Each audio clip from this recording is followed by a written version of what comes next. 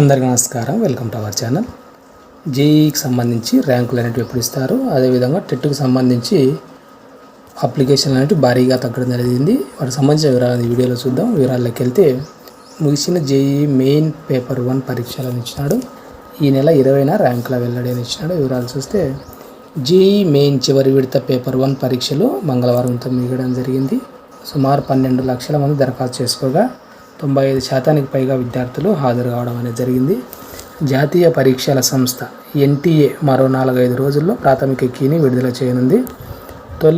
తుది విడత పరీక్షల్లో వచ్చిన ఉత్తమ స్కోర్ను పరిగణలోకి తీసుకొని ఈ నెల 20న ర్యాంకులను ప్రకటించడం అనేది జరుగుతుంది.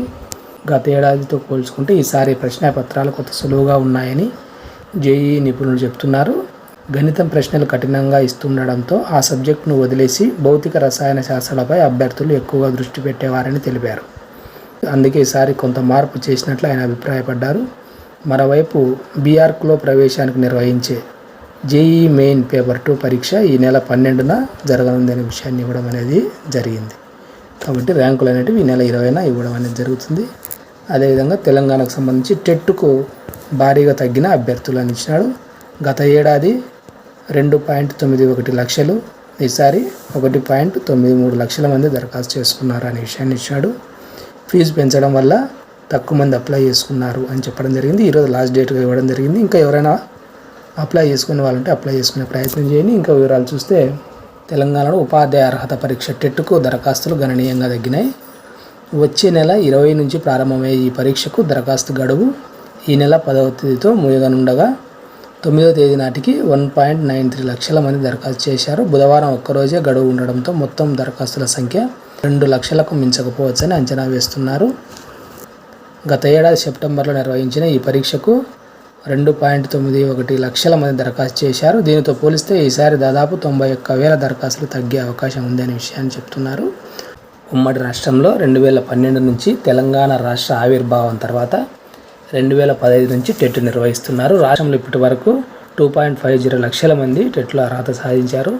ఉపాధ్యాయ కొలువులకు నిర్వహించే డిఎస్సిలో టెట్కు 20% వెయిటేజీ ఉంటుంది. కొత్తగా డిఈడి బీఈడి పాస్ అయిన అభ్యర్థులతో పాటు గతంలో టెట్ పాస్ అయిన వారు సైతం మార్కులు పెంచుకునేందుకు ఈ పరీక్ష నిర్వహించిన ప్రతిసారి రాస్తుంటారు. ఈసారి మాత్రం అభ్యర్థుల సంఖ్య భారీగా పడిపోయింది. దానికి కారణం ఏంటంటే ఫీజు అని ఇవ్వడం జరిగింది. గరిష్ట మార్కులు సాధించిన వారు దరఖాస్తు చేయకని ఇచ్చినాడు. గత ఏడాది వరకు టెట్లో 2 పేపర్లు రాసిన 400 మాత్రమే దరఖాస్తు రుసుము ఉండేది. ఈసారి ఒక్కో పేపర్కు దరఖాస్తు రుసుమును 1000కి పెంచారు. దీనిపై రాష్ట్ర వ్యాప్తంగా అభ్యర్థుల ఆందోళన నిర్వహించిన ప్రభుత్వం వెనక్కి తగ్గలేదు. ఈ క్రమంలో గతంలో గరిష్ట మార్కులు సాధించిన వారు దరఖాస్తు చేయలేదని భావిస్తున్నారు. వాస్తవానికి ఈసారి డిఎస్సిలో ఉద్యోగాల సంఖ్య 11,062కు పెరగడంతో టెట్ రాసేవారి సంఖ్య కూడా అధికంగా ఉండొచ్చని భావించారు. దీనికి తోడు ఉపాధ్యాయ పదోన్నతులకు టెట్ తప్పనిసరిని హైకోర్టు తీర్పు ఇచ్చిన నేపథ్యంలో వారు సైతం దరఖాస్తు చేస్తారని ఆశించారు. అయితే తమకు ప్రత్యేక టెట్ జరపాలని ఉపాధ్యాయులు డిమాండ్ చేయడం, మరికొన్ని సందేహాలు లేవనెత్తడం, వీటిపై జాతీయ ఉపాధ్యాయ మండలి ఎన్సిటిఈ నుంచి స్పష్టత రాకపోవడం తదితర కారణాలతో స్వల్ప సంఖ్యలోనే వారు దరఖాస్తు చేసినట్లు సమాచారం అని ఇచ్చినాడు. గత పరీక్షల్లో టెట్కు పోటీ పడిన అభ్యర్థుల వివరాలు ఇక్కడ ఇచ్చినాడు చూడండి. 2016 నుంచి 24 వరకు. అది ఫ్రెండ్స్, ఇంకా ఎవరైనా అప్లై చేసుకునే వాళ్ళు ఉంటే అప్లై చేసుకోండి. ఫీజు ఎక్కువ ఉన్న కారణంతో చాలామంది అప్లై చేసుకోలేదు. అది ఫ్రెండ్స్, ఈ వీడియో మీకు ఉపయోగపడుతుంది అనిపిస్తే తప్పకుండా లైక్ చేయండి. మీ ఫ్రెండ్స్కి కూడా షేర్ చేయండి, వాళ్ళకి ఉపయోగపడుతుంది అనిపిస్తే. ఇలాంటి ఎడ్యుకేషన్ అప్డేట్స్ మిస్ కాకుండా ఉండడానికి ఛానల్ను సబ్స్క్రైబ్ చేసుకోండి. Thank you.